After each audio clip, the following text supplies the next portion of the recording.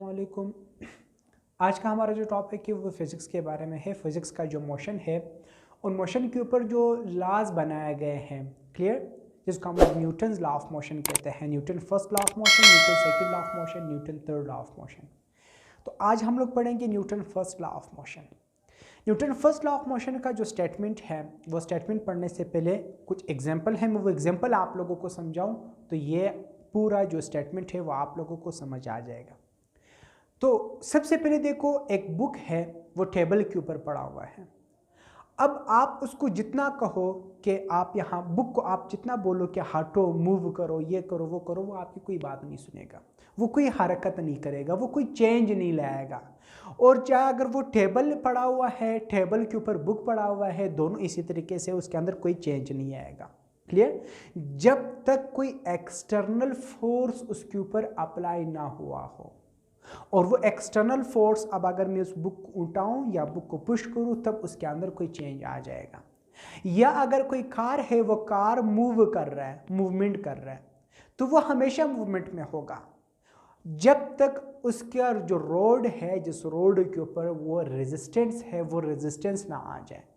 अब अगर रेजिस्टेंस आ जाए या फिर वहाँ पे कोई एक्सटर्नल फोर्स उसको कोई पुश करे, उसकी मूवमेंट को कोई रोकने की कोशिश करे, तब जाके उसके अंदर क्या आएगा, कोई चेंज आ जाएगा। क्लियर? तो अब जो है ना, Newton first law of motion के अंदर सारी यही बातें हैं कि अगर कोई बॉडी रेस्ट की हालत में है तो वो हमेशा रेस्ट की हालत में रहेगा जब तक कोई एक्सटर्नल फोर्स उसके ऊपर अप्लाई ना हुआ हो। या अगर कोई बॉडी मोशन की हालत में है तो वो हमेशा मोशन की हालत में रहेगा जब तक कोई एक्सटर्नल फोर्स उसके ऊपर अप्लाई ना हुआ हो।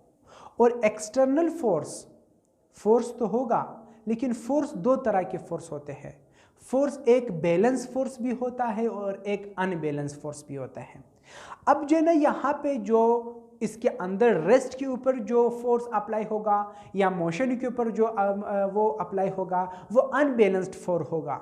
जैसे फॉर एग्जांपल, अब अगर वो बैलेंस होगा, जैसे अब ये दोनों मार्कर है, मैं इन दोनों के ऊपर फोर्स लगा रहा हूँ, अब इस तरफ से भी फोर्स लगा रहा हूँ, इस तरफ से भी फोर्स लगा रहा हूँ, दोनों तरफ से फोर्स लगा रहा हूँ, ये बैलेंस फोर्स है, तो इसके अंदर कोई भी चेंज नहीं आएगा। अब अगर मैं अनबैलेंस फोर्स लगाऊंगा तब जाके इसके अंदर चेंज आ जाएगा।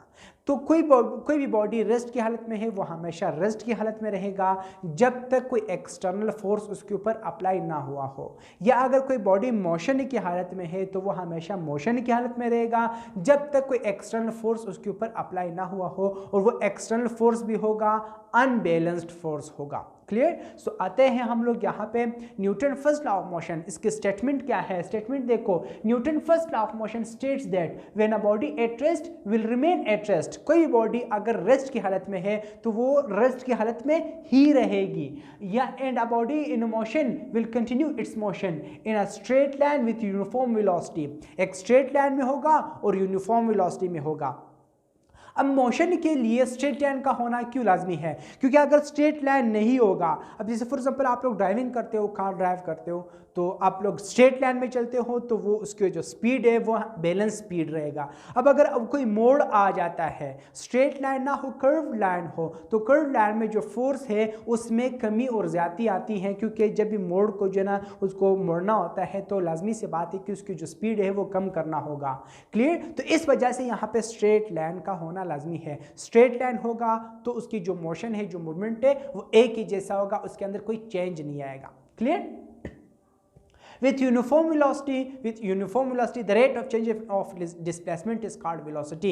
Means अगर कोई displacement है, displacement क्या है? Shortest distance between two points is called displacement. उन displacement के अंदर अगर change आ जाए within 1 second with an interval of time, अगर time के interval में उसके अंदर change आ जाए तो वो क्या कहलाएगी? velocity कहलाएगा। और यहाँ पे velocity भी क्या होगा? uniform velocity होगा। uniform mean एक ही फॉर्म में, एक ही शक्ल में, एक ही जैसा उसके अंदर change आ जाएगा। क्योंकि अगर एक ही जैसा ना हो फिर तो वो चेंज आ गया, फिर Newton first law of motion नहीं होगा। Clear? until an unbalanced external force act on it, जब तक उसके ऊपर कोई एन अनबैलेंस्ड फोर्स जो है ना क्या हुआ हो, एक्ट हुआ हो।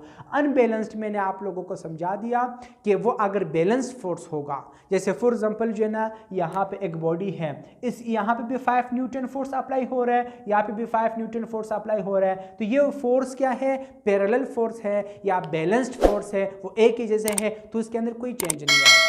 इसकी चेंज लाने के लिए यहाँ पे अनबैलेंस्ड फोर्स का होना लाजमी है। क्लियर? अभी मैंने एग्जांपल दिया, फॉर एग्जांपल ये मार्कर है, उसके ऊपर अगर दोनों तरफ आप जो है ना फोर्स लगा रहे हो और ये दोनों फोर्स दोनों तरफ आ रहा है, ये बैलेंस्ड फोर्स है, तो ये कभी भी चेंज नहीं होगा। अब अगर आप इसको यू करके एक तरफ फोर्स लगाओ तो इसके अंदर मोमेंट आ जाएगा, तो इसके अंदर चेंज आ जाएगा, ये अनबैलेंस्ड फोर्स होगा। तो यहाँ पे जो एक्सटर्नल फोर्स अप्लाई हो रहा है वो एक्सटर्नल फोर्स अनबैलेंस्ड फोर्स होगा, वो बैलेंस्ड फोर्स नहीं होगा। क्लियर? एग्जाम्पल आते हैं, जैसे a book line on a table, एक बुक है वो टेबल के ऊपर पड़ा हुआ है, तो वो हमेशा टेबल के ऊपर ही पड़ा रहेगा जब तक आप उसको उठाओ नहीं, आप उसको पुश ना करो, कोई इसको चेंज लाने की कोशिश ना करे, कोई एक्सटर्नल फोर्स उसके ऊपर अप्लाई ना हो, उस वक्त तक ये उसी हालत में ही रहेगा। या फिर फुटबॉल लाइंग ऑन ग्राउंड, एक फुटबॉल है वो ग्राउंड में पड़ा हुआ है और वो हमेशा उसी तरह पड़े रहेगा जब तक आप उसको किक ना करो। किक कर लिया तो जाके ये मूवमेंट करेगा, या उसके ऊपर कोई हवा लग जाए, कोई भी एक्सटर्नल फोर्स हो और अनबैलेंस्ड एक्सटर्नल फोर्स हो उसके ऊपर अप्लाई होगा तो वो चेंज लाएगा, वरना वो कभी भी चेंज नहीं होगा। क्लियर? ये तो आपके रेस्ट के एग्जांपल्स है। अब मोशन के एग्जांपल देखो, मोशन की एग्जांपल यही है कि कार जो है ना वो मूवमेंट कर रहा है on a road, car move on a road, ठीक है। तो कार की जो मूवमेंट है रोड के अंदर एक जो स्ट्रेट रोड होगा और स्ट्रेट मोशन होगा, स्ट्रेट लाइन मोशन होगा। तो अब अगर आगे जाके इस रोड के अंदर कोई रेजिस्टेंस आ जाती है तब जाके वो रुक जाएगा, या हम उसके ऊपर ब्रेक लगाते हैं तब जाके उसको रुक जाएगा, या कोई मोड़ आ जाए, कर्व आ जाए, तब वहाँ पे उसके अंदर चेंज आ जाएगा। क्लियर? तो इसको कहते हैं Newton first law of motion. तो उम्मीद है आप लोगों को समझ आ चुका होगा। इसके हवाले से, इससे रिलेटेड आप लोगों को जो भी क्वेश्चन करना है आप लोग कमेंट कर सकते हैं या बता सकते हैं, ताकि मैं आप लोगों की वो कन्फ्यूजन दूर कर लूँ। तो नेक्स्ट हमारा जो टॉपिक होगा वो न्यूटन का जो सेकेंड लॉ है, न्यूटन थर्ड लॉ है, उनके बारे में होगा। तो मिलते हैं इंशाल्लाह नेक्स्ट वीडियो में, तब तक के लिए अल्लाह हाफिज़।